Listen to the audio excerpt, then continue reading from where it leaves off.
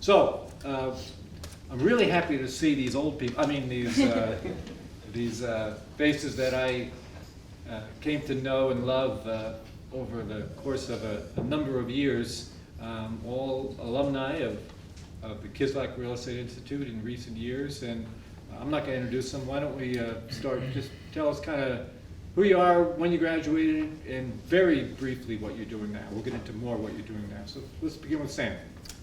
So my name is Sam Pirelli. I graduated in May of 2019, real estate and finance double major. So about 6 months now, 5-6 months, and started working at a private equity firm in Red Bank.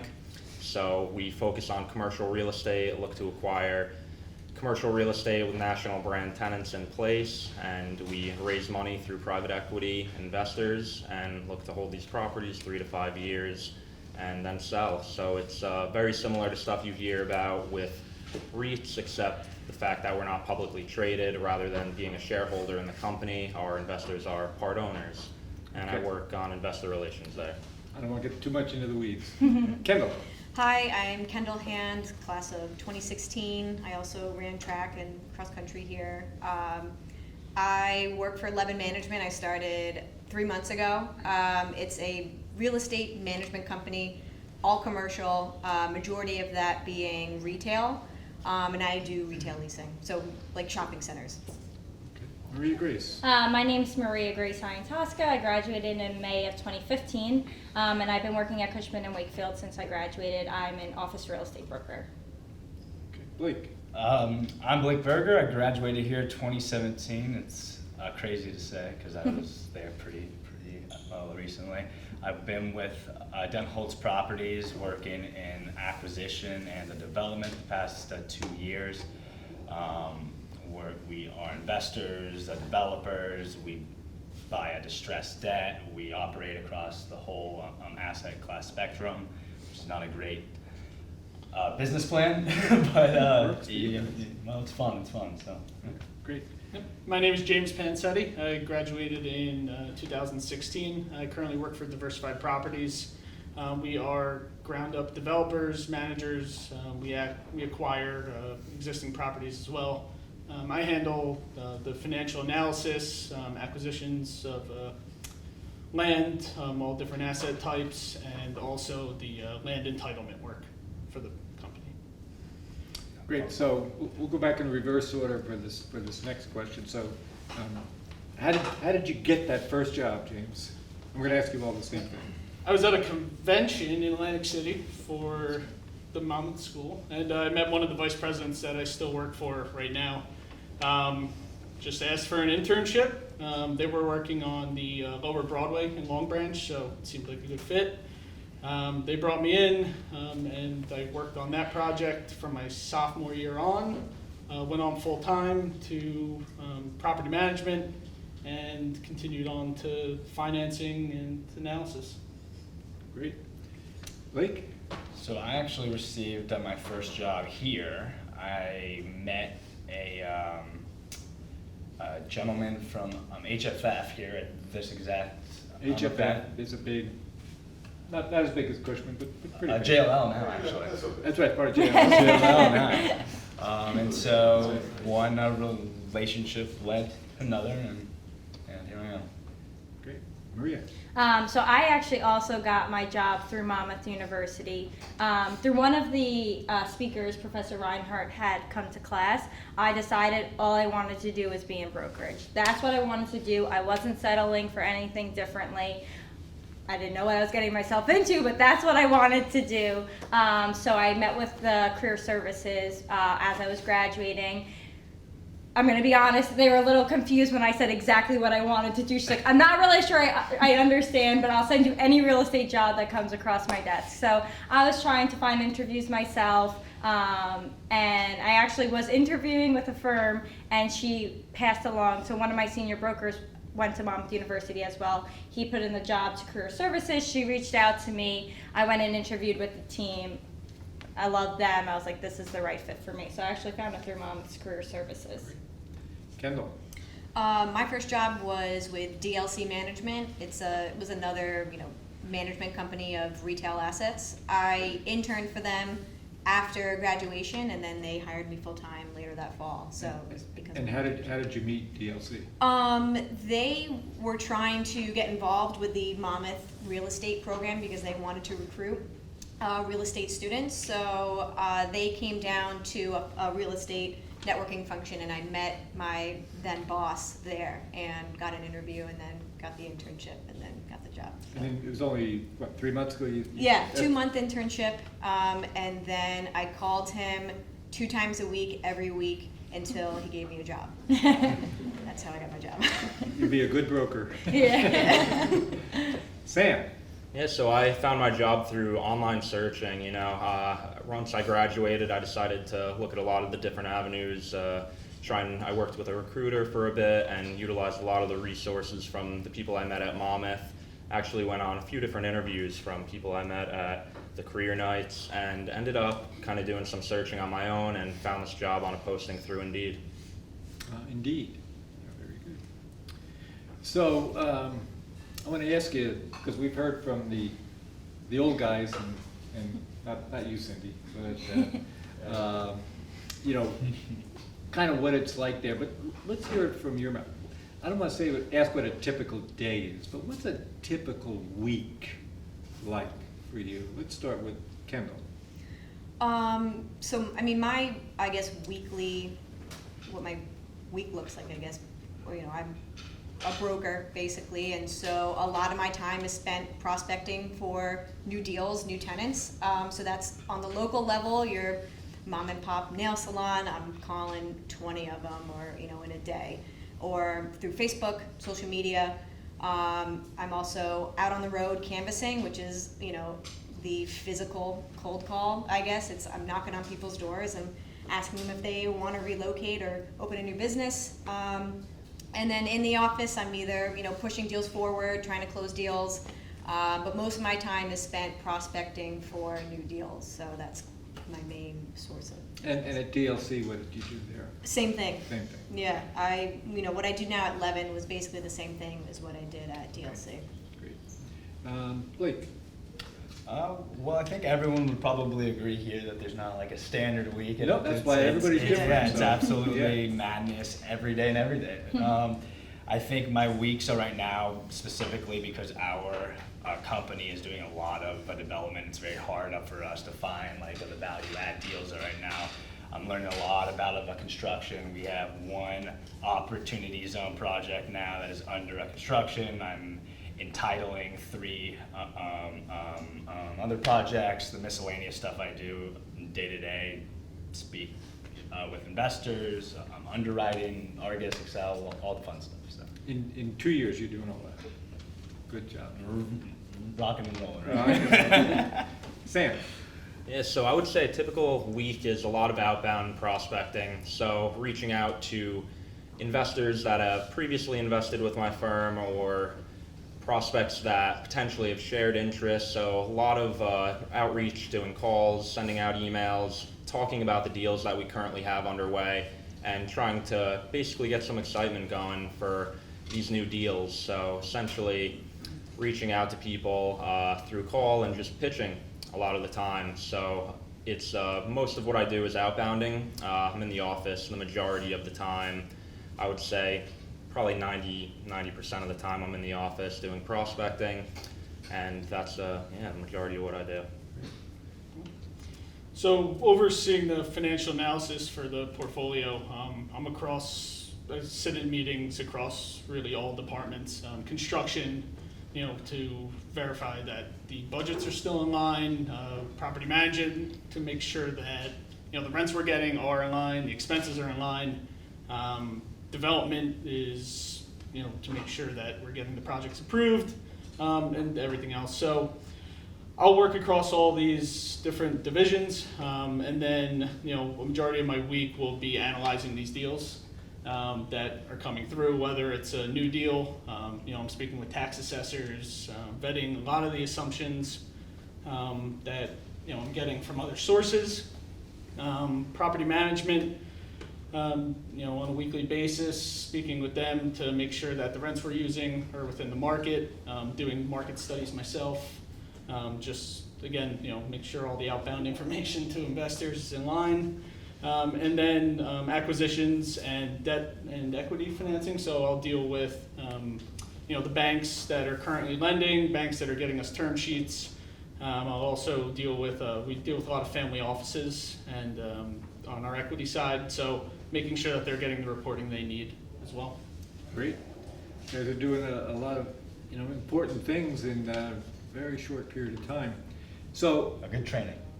well, maybe. And that leads into the next question, which is, all of these people are in the throes of their classes. Some of them their first semester classes, some further along. Of all the things that you learned in Monmouth, what are a couple that you think helped you the most in since you've graduated and what you do now? We'll begin with Maria. Sure. So what's helped me the most? That's a good question.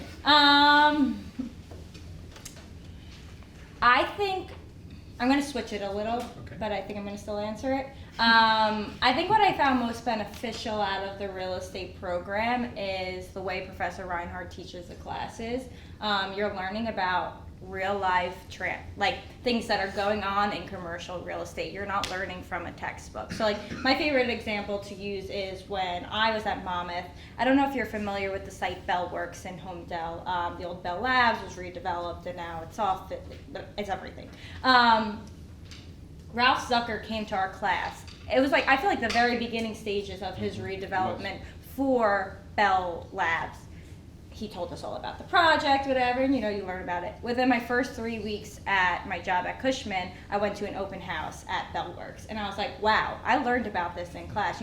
I'm 3 weeks in the business, I know nothing. I'm just starting out.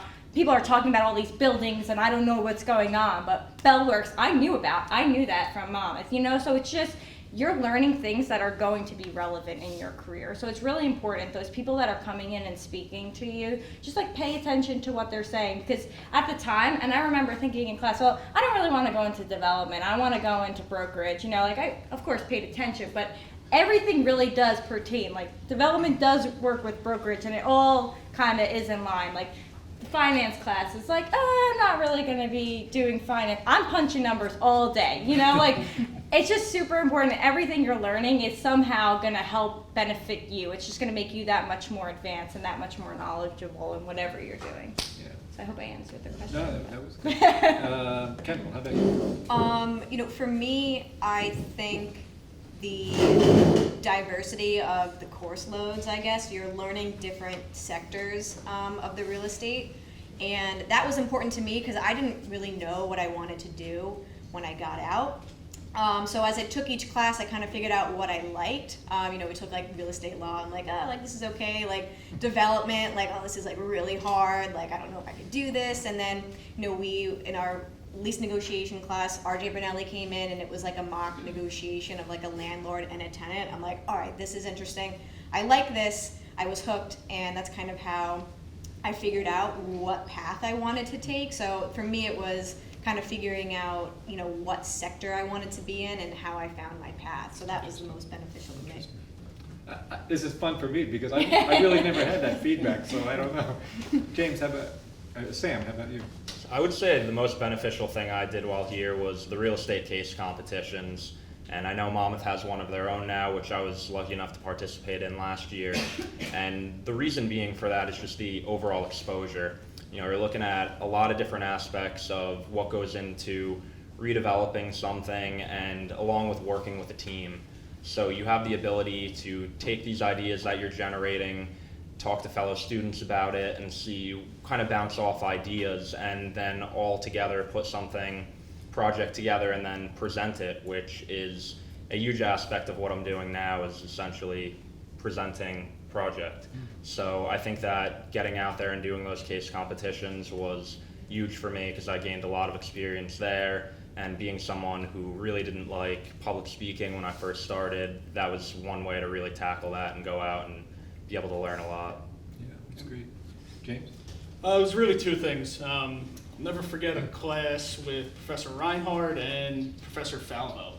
being someone that lives and breathes real estate, Real estate law he's talking about. yeah. So again, living and breathing it all day, since high school, the war stories, I'll call them, between, you two. It brought you these deals real life. A lot of times you're in a class and you're learning off a PowerPoint. We're hearing about developments, that pretty much encompass entire towns, throughout the state and the country. Another thing is the networking. I was never good at it. I didn't like it. I had no interest in it, to be completely honest. But going to these events and going to the conventions, it taught me to speak to people. It taught me to hold a conversation, to be able to talk passionately about something you really like. So, it's something necessary in this business. You run into people every day that you're going to run into for 30 years, assumably. So. That's true. Blake. I'm gonna steal Maria's response a little bit. I think that one thing, I'm constantly bragging about this program is that it's not an academia structure. Like you guys will notice that every class that you're in is from 6 to 9. That's because everybody who teaches each class It's changed works. slightly, but still predominant. So every class, well, at least I had, Yeah, was 6 to 9. And the people that taught them, they brought in real deals, real OMs. They blacked out the names and made sure that there wasn't, any confidentiality issues. But are you seeing the real bricks and everything? That's one thing that this program does extremely well, I think, is it's not out of the book. So now I'm going to ask the harder question, harder to hear. What do you wish you'd learned? What did we not do for you that now that you're out there that you realize you wish you had learned in school? Anybody? Blake, we'll start with you. Okay. The Argus stuff. I've heard that you guys are starting to get really involved with that now. I had to learn that on the fly. I taught it myself, and it was intense. It's a very powerful software, but what you can do now to add value very quickly is Argus just changed over maybe 3-4 years ago. Alan, is that right? From DCF? DCF to Enterprise? Yeah. Probably 3-4 A lot of people though are still on the old version, so if you can learn the new software, that adds value immediately, because everybody in my shop was still on the old platform, and that's something that you can immediately hit the ground running with. It's a good one. Sam? Yeah, I would say, to go off that, when I took the real estate technology class, I think the first year or the first semester it was offered, and kind of got an introduction to what financial modeling really was, and learned a little bit about Argus. And at the time, I didn't honestly see how vital that was and the importance to it, but now working in an industry where we're using financial models to evaluate what properties we're going to acquire, it's really huge. So I would say the introduction to that program is definitely something that's going to be really beneficial for anyone interested in learning about financial modeling and how that works, to kind of have that skill and be able to provide value for a company. Kendall? For me, I'm heavily involved in retail real estate. So, we're meeting with directors of real estate for these national companies. So I think maybe getting an in-depth look from a retailer on their perspective on, their industry and how they do things would have been definitely beneficial to me. There are 2 companies headquartered in Monmouth County, Jersey Mike's and Retro Fitness, getting the director of real estate to come in, talk about strategy, how they're opening stores, closing stores, kind of, and more of an in-depth look, I think, would have been great. But. That's a great suggestion. Thanks. Who haven't we heard from? Maria and James. So Maria, go ahead. It kind of bounces back off of what I mentioned prior. And it's not really so much of what you would change, it's kind of what I would change about how I took the program. It's kind of I was in college, if you can believe it, 4 years ago. But I get it, you go to class, you have to go to class, and there's some classes you really like and there's some classes you really hate. Some of those classes I really hate, I wish I liked a little bit more and actually really took a little bit more out of them, because I say it all the time, if where I worked and where I lived wasn't so far from Monmouth, I'd come back and retake some of those courses just because, and of course, when you're working in the field and you're doing it every day, you can apply that knowledge a little bit more and it makes a little bit more sense and you're like, oh, this is how I can use this. But I think just like kind of think out of the box. Don't be so narrow-minded. Like I said, like the one that I wish I could retake is the finance class. I never thought, I'm good at math, but I never thought I'd be sitting there punching numbers and creating these Excel sheets and modeling these whatever.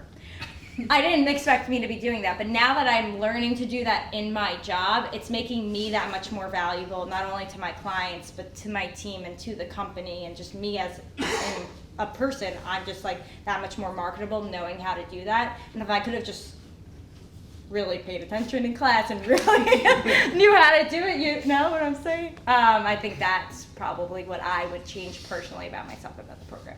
Yeah. Financial modeling, hands Yeah. down. You know, Professor Reinhardt and I would always talk about it, you know, whether I should go on the finance side of it or the construction side of it, and I was on the fence up until the last minute. We started in the financial modeling with Chenille in those classes in our senior year.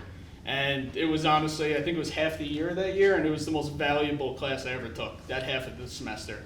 You know, having the knowledge on both ends of it, understanding, you know, how these things go up, you know, how they're managed, and everything like that, and then understanding it in the financial model has been invaluable to me. You know, you can speak to a construction manager, and you can speak to a bank at the same time, and you know where things line up. You know the efficiencies in an operating budget on the residential real estate side. So, you know, it opens up the doors to jobs too. You know, you never imagine the amount of analyst jobs when you come out of college. It's a lot more than, or visible really when you start looking. And it could lead you into, a lot more divisions of real estate. Well, you can all feel good because financial modeling is a big part of our curriculum now. And we learned it and you just reinforced that. So sorry. It's okay. That took us a little while As soon as to we get leave, there. right? But, As soon as we leave. but you're doing okay, it sounds like. So, I still call Chenille all the time. well, So of course, that's it. everybody knows knows Chenille. And I was gonna have Chenille up here because he's a graduate, but you all see him more in a different light, so I thought, because he teaches for us now, Oh, cool. So, and I'm gonna open up in a minute if any of you guys have questions. And if you don't, that's fine, because you're gonna hang around and have some pizza and stuff, right? But I wanna ask you one final question, because several of you mentioned the networking. And I've always, as you know, I hammered on that, and I still hammer on it. But what do you do now? Now that you're working, what do you do now to expand your networks? Give me some examples. We'll start with Blake. That's tough. It doesn't have to be a big structured event. If you just ask a guy to go grab a coffee, or ask him to grab a beer, or ask her to grab a beer, they'll usually invite somebody, and then it just builds, and all of a sudden it doesn't have to be a big structured event, but you gain a relationship so that way. That's the strategy I've used, and it's helped me grow. Yeah. Good. James. Yeah, sure. So when you talk about real estate 24/7, you're always going to find someone who is in real estate or knows someone in real estate. There's more organizations out there that focus on real estate networking and across all the sectors than you can imagine. It's a Google search. And a lot of times if I'm working on a project in a certain sector, it's a quick Google search. I was at a self-storage networking event 2 weeks ago in upstate New York. Never imagined that there was something there, but there's a group of 40 guys who have a lot of money and a lot of experience that you can learn a lot from. And then LinkedIn is great. I mean, hands down. That's you want to get on there. A lot of people are on there, and a lot of people that want to help you are on there as well. And so you use LinkedIn? Yes. Good. Okay. Who else? Sam? Yeah, I would say, going off what he said as well, LinkedIn's a big thing, and as well as kind of like what Blake was saying, it doesn't have to be such a structured thing, when you're out talking to people, engaging in conversation, always having that open mind and that thought process. that something they're doing might be of interest to you, vice versa. So I think that it's good to always have it fresh in your mind. If there's an industry or a topic, certain subcategory of real estate that you really like, always be exploring it and open to see if someone else you're just engaging in a casual conversation with might be of interest too. Do you guys go to events, NIOP events, or ICSC. for you ICSC for sure? Which ones do you go to? ICSC is International Council of Shopping Centers. It's a huge trade association. They have, There's a Vegas one, right? Yeah. I mean, sounds they fun. have huge national ones and they have more regional go to ones. Oh, yeah, so it's, from a regional level, there's like, New Jersey, Delaware, Pennsylvania. And then there's always a New York show. And then there's always like the big show in Las Vegas every year. So I do the New Jersey show, the New York show, and the Vegas show. So it's literally everybody that goes there, from brokers to retailers to, Cindy goes to, everyone in every facet of the industry goes there. So it's a lot of fun. And you meet a lot of people doing that. Face-to-face meetings like during the conference, and then there's always networking events and parties like before and after, that kind of stuff. And to add on to that also, I think it's important to find groups that you want to be involved in. Cindy and I are involved in a group called The Pipeline. It's specific to industry women, there's like 100 women in our group, and we're constantly doing networking events, not even at these ICSC stuff, but there was recently something at the Five Below headquarters in Philly. There was something at the Wawa headquarters. There's at like art exhibits, spa events, which is a lot of fun too. So it's just finding a group that you want to be involved in, and networking is really important. I will stress also that it's really important. That's how I found my new job, was through networking, through the Pipeline event. So it's really important to meet people. The real estate industry is big, but it's small. At the same time, it's a lot of people know a lot of people. So if you just meet the right person, you'll be able to accomplish what you want to do. So who haven't heard from Maria? Yeah, that's what I was going to say. I feel like real estate's a very, very different than a lot of fields because of how important networking is and how many events and opportunities there are for you to go to. Granted, I've never been in any other field, but from what I see from what my friends are doing, that's how I feel. There's constantly events. So I'm a part of the Young Leaders Committee for Cornet. It's one of the commercial real estate organizations. So I do a lot of their events. Specifically, the Young Leaders Committee puts on events for anyone under 35 in the industry, which personally I like networking with my peers as a broker in hopes, we develop relationships, and over time as we all grow in our careers, we work together. Whereas a lot of the older people have their relationships made. I'm trying to make my relationships now. It's also great for networking for jobs and things like that. But also, like Blake said, it's super important to have a good relationship, even if it's not with people in your company, people you're working with. So I'm a broker at Cushman & Wakefield. I work with brokers at JLL, Colliers, all the other companies, just as closely as I'm working with the brokers at Cushman & Wakefield. So, like you said, going out to dinner, grabbing a drink, grabbing lunch real quick with them, it's very, very important. So I definitely recommend.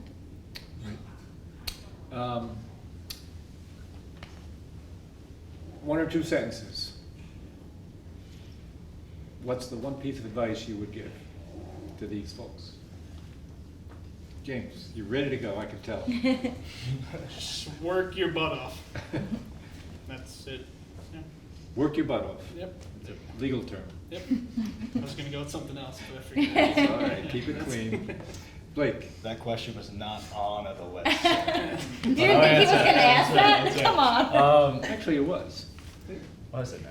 What advice would you give to current students in Monmouth? I didn't read the whole thing. But, Wasn't that long? Read the full I would email. say, guys, just work hard, reach out, be aggressive, and try to learn every aspect of that you can, like whether it's construction, acquisitions, finance. Get comfortable with being uncomfortable very early on, because it's going to be very intimidating at first, but just jump into it. I Just like jump get comfortable being uncomfortable. I like that. I stole that, so. It's okay. flattery, you know what they say. Maria? I'm going to try and keep it to 2 sentences. So somebody told me the highs are highs and the lows are lows. That's very true. Don't get bummed down when the lows are lows. Like I said, I've been in brokerage for 4 years now. The lows suck. Do not get discouraged because the highs are very, very high.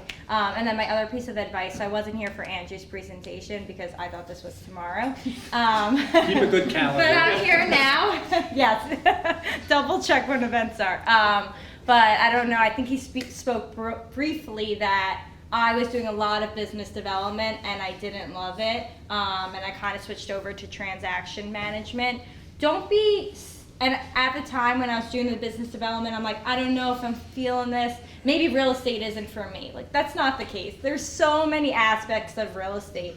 I love the transaction management side of it. I'm still working on all the transactions. If I find a great deal and I want to cold call them, I will, but my sole responsibility isn't business development anymore. And it's because, like, I took a step back and I was like, okay, let me evaluate what's working for me, what isn't. Speaking to my senior brokers, which are like my bosses, I guess you could say, speaking to them and just being open and honest with them about how I felt about what was going good, what wasn't going good. And now I love what I'm doing. I'm really happy where I'm at. So just kind of like be true to yourself. See how you're feeling. Don't let the lows kind of sway you.